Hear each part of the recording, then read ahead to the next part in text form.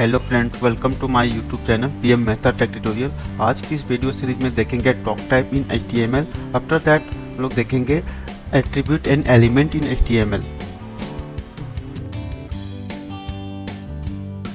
अब हम लोग समझते हैं कि डॉक टाइप क्या है और क्यों यूज करते हैं इसे हम लोग। तो सबसे पहली चीज, डॉक टाइप में डिक्लेयर करने का तरीका क्या होता है, मैं आपको फिर से एक बार रिवाइज करवाता हूँ। इसमें क्या होता है, आप ब्रैकेट ओपन करोगे और वहाँ पे एक्सक्लेमेटरी मार्क लगाओगे और डॉक टाइप लिखना है। अब डॉक टाइप यहाँ पे मैंने पूरा कैपिटल में लिखा है क्योंकि ये हाईलाइट हो सके कि हाँ ये डॉक टाइप है, ये यूजर के लिए है। अगर मेरा कोड कोई और कर रहा है तो आसानी से समझ सके ये कौन सा टाइप का डॉक्यूमेंट है, ठीक है। और ये कैपिटल स्मॉल कुछ भी आप कर सकते हो, इसमें रेस्ट्रिक्शन नहीं है। और दूसरा चीज होता है जो यहाँ पे हम लोग लिख देते हैं वो कौन सा डॉक्यूमेंट है। तो यहाँ पे हमारे पास कौन सा डॉक्यूमेंट है, HTML, तो इसलिए हमने ये डॉक टाइप डिक्लेयर किया है। अब अगर आप देखना चाहते हो कि और किस टाइप का डॉक्यूमेंट होता है तो आप W3 वार्जर पे जाके आप देख सकते हो। यहाँ पे आप देखो, यहाँ पे क्या है, मैथ ML। जैसे HTML होता है उसी तरीके से हमारे पास एक मैथ ML होता है जिसमें मैथ हम लोग डिस्कस करते हैं। उसमें ब्राउजर पे मैथ के रिगार्डिंग कुछ भेज रहे होते हैं, तो आप देख सकते हो यहाँ पे इसमें लिखा है डॉक टाइप और मैथ, ठीक है। फिर आगे जो भी इनका सिंटेक्स है वो इन्होंने यूज किया हुआ है। फिर जो तीसरा टाइप जो मैं आपको एग्जांपल दिखा सकता हूँ वो है SVG। SVG क्या होता है, ग्राफिक्स होता है, मतलब कोडिंग से हम लोग ग्राफिक्स बनाते हैं, इमेजेस बनाते हैं, तो उसका डॉक टाइप क्या होता है, SVG। तो आप देखो उसका डिफरेंट तरीके से उन्होंने डिक्लेयर किया है। तो आप ऐसा मत सोचो कि सिर्फ डॉक टाइप का कहने का मतलब ये हो गया कि सिर्फ HTML ही होगा, और भी चीजें होती है। तो ये तो हो गया पहली चीज। दूसरी चीज का फायदा क्या है कि हम यहाँ पे ये भी इससे पता चलता है कि हम HTML का कौन सा वर्जन यूज कर रहे हैं। अभी जो करंट HTML है वो है HTML5 और ये HTML5 का ही सिंटेक्स है, ये जो डॉक टाइप है। तो इससे हमें एक चीज और पता चलता है कि भाई कौन से वर्जन का HTML आप यूज कर रहे हो। सकता है कोई 5 साल पहले का HTML बनाया हुआ हो और मुझे उसको बोला जाए कि इसको देखो इसमें कुछ चेंजेस करो, तो मुझे पता तो रहना चाहिए कि कौन से HTML इन्होंने यूज किया है। अब आपको मैं दिखाता हूँ कि वेरियस तरह के अलग अलग वर्जन में किस टाइप का था डॉक टाइप। तो अगर आप यहाँ पे आओगे इस वेबसाइट पे W3 स्कूल पे, तो आप देखोगे कि यहाँ पे HTML जब 4 था तो आप देख सकते हो डॉक टाइप कैसा हुआ करता था, और जब ये XHTML हुआ करता था एक जमाने में तो इसका सिंटेक्स कैसा था। तो अब बात ये होता है कि हो सकता है 10 साल पुराना वेबसाइट हो जो XHTML में बना हुआ है और उसे मुझे आज चेंज करने के लिए कहा गया, तो मुझे पता तो रहेगा, इस डॉक टाइप को देखते के साथ मुझे पता चल जाएगा कि भाई ये XHTML में बना हुआ है, तो उस समय पे जो चीजें थी वो यूज करना है। अब जो तीसरी चीज है, जो क्वेश्चन हमारा उठता है कि इसको यूज करना इतना क्या इंपॉर्टेंट है, बताना क्या जरूरी है। क्योंकि पर मैंने तो आपको ये भी बताया कि ब्राउजर तो कुछ गलती बताता ही नहीं, कुछ गलत करता ही नहीं है, तो फिर उसको बताना है कि क्या जरूरत है, ठीक है। हमें तो भी पता रहेगा कि क्या है, हम देख के समझ सकते हैं एक यूजर। तो देखो, एक पहला तो ये फायदा है कि अगर आपके अलावा कोई और इस पे काम करेगा तो उसको पता चल जाएगा कि भाई साहब कौन सा वर्जन है और कौन सा डॉक्यूमेंट है ये, first thing. Second thing, browser को बताना क्यों जरूरी है, क्योंकि आप एक तरह से कंसीडर ये करके देखो कि जब भी मैंने आपको बताया था कि वो एरर नहीं देता है तो क्या करता है, प्रिडिक्ट करता है आपके पूरे डॉक्यूमेंट को। अगर आप यहाँ पे ये नहीं लिखते हो तो पूरे डॉक्यूमेंट को पहले पढ़ेगा, फिर समझेगा कि अच्छा ये HTML लिखा हुआ है, मैथ ML या SVG नहीं है, ये HTML है।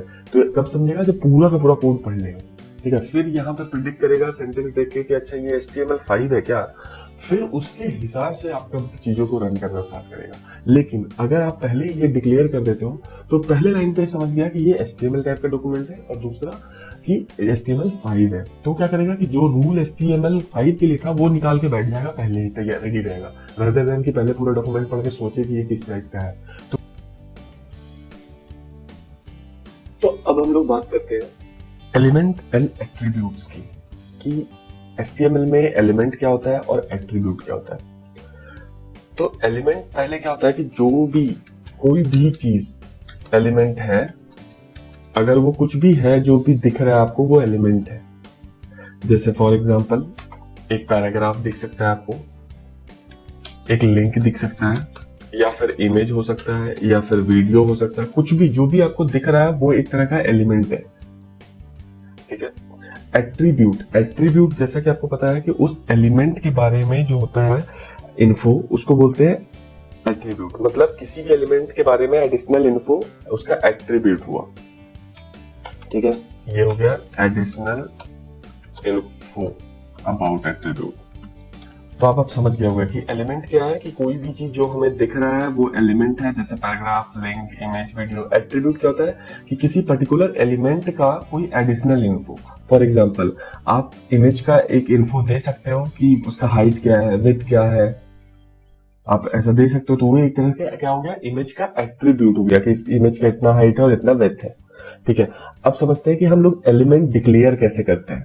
तो एलिमेंट डिक्लेयर करने के लिए हमें क्या करना होता है, पहली चीज टैग बनाना पड़ता है। टैग क्या होता है, एक ओपनिंग टैग होता है, एक क्लोजिंग टैग होता है। जैसे कि आप यहाँ पे HTML में भी देख सकते हो, या फिर हेड में देख सकते हो, टाइटल में देख सकते हो। एक क्लोजिंग ओपनिंग टैग है, उसके बाद एक क्लोजिंग टैग है।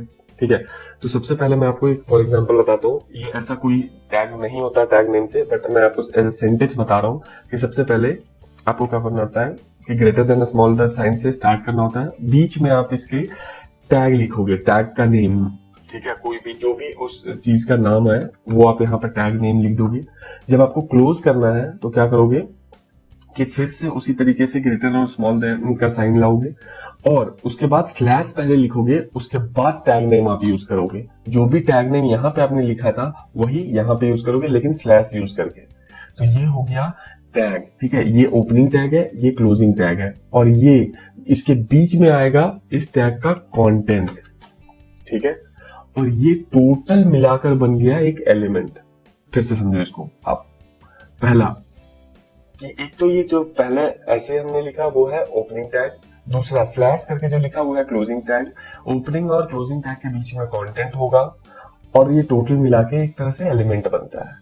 अब अगर मैं यहाँ पे किसी भी तरह का कोई एट्रीब्यूट है, जैसे हाइट हो गया, विड्थ हो गया, और भी बहुत सारे एट्रीब्यूट्स हैं, तो अगर मुझे वो डिफाइन करना है इस टैग के बारे में, इस पर्टिकुलर टैग के बारे में, तो कैसे डिक्लेयर करेंगे? तो हम लोग क्या करेंगे, जो ओपनिंग टैग है उसमें एक स्पेस देंगे और वहां पे लिखेंगे उस एट्रीब्यूट का नाम। फॉर एग्जांपल, अभी एट्रीब्यूट का नाम हो सकता है एट्रीब्यूट 1। ठीक है, एट्रीब्यूट 1,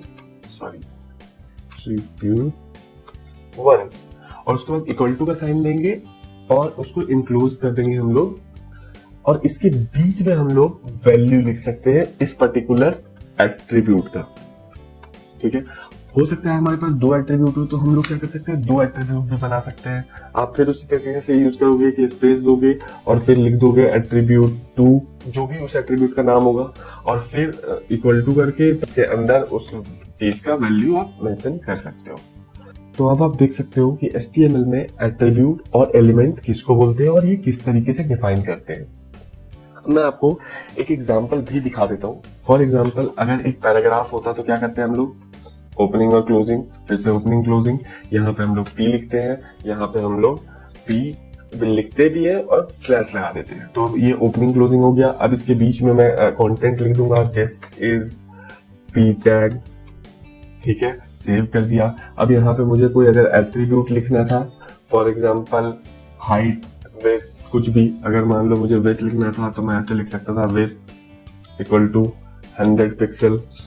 तो आप देखो हमारे पास क्या हुआ, बिल्कुल उसी तरीके से जो मैंने आपको ऊपर बताया। पहले आपने टैग नेम दिया, उसके बाद एट्रीब्यूट दिया, इक्वल टू दिया, उस चीज का वैल्यू दिया, फिर टैग क्लोज भी आपने किया स्लैश लगाकर, और बीच में जो है वो है कंटेंट, जो कि वहां बाहर दिखेगा। तो ये है हमारा एलिमेंट, HTML, टैग और एट्रीब्यूट की कहानी। अब बात यह है कि हमेशा आपके पास ऐसे टैग नहीं होंगे जिनका क्लोजिंग करना जरूरी हो या क्लोजिंग टैग अवेलेबल हो। कुछ चीजें ऐसी होती है जिनका कंटेंट उसी के एट्रीब्यूट में होता है। फॉर एग्जांपल, आपको मैं एक बताता हूँ, वो है इमेज। तो जब इमेज HTML में हम लोग लगाते हैं तो क्या होता है कि वो सिंटैक्स कुछ इस तरीके का होता है। आप स्टार्ट करोगे, बंद करोगे, यहाँ पे लिख दोगे IMG, और फिर यहाँ पे अब क्या हो गया, ये टैग हो गया। ठीक है, लेकिन इसको हम लोग क्लोज नहीं करते हैं क्योंकि इसके बीच में कंटेंट नहीं होता, इसका एट्रीब्यूट ही इसका कंटेंट है। तो यहाँ पे हमारे पास जो एक एट्रीब्यूट होता है SRC, मतलब सोर्स, और यहाँ पे इक्वल टू देके हम इसके अंदर उस फाइल का नाम बता देते हैं कि वो फाइल का नाम और कहाँ है लोकेशन। तो इसमें हमें कुछ और डालने की जरूरत नहीं पड़ती है। तो इसको हम लोग कभी कभी क्या बोलते हैं, एम्प्टी HTML टैग। ठीक है, एक और एग्जांपल क्या है, BR टैग। BR क्या करता है कि आपको स्पेसिंग देता है। एक लाइन अगर आप लाइन ब्रेक करना चाहते हो तो वो काम BR करता है। तो अगर आप BR यूज करोगे तो एक लाइन ब्रेक मिल जाएगा। और आप देखो कि इसमें भी हमें क्लोजिंग टैग की जरूरत ही नहीं था, क्योंकि इसके बीच में कोई कंटेंट नहीं है। तो ये भी है एम्प्टी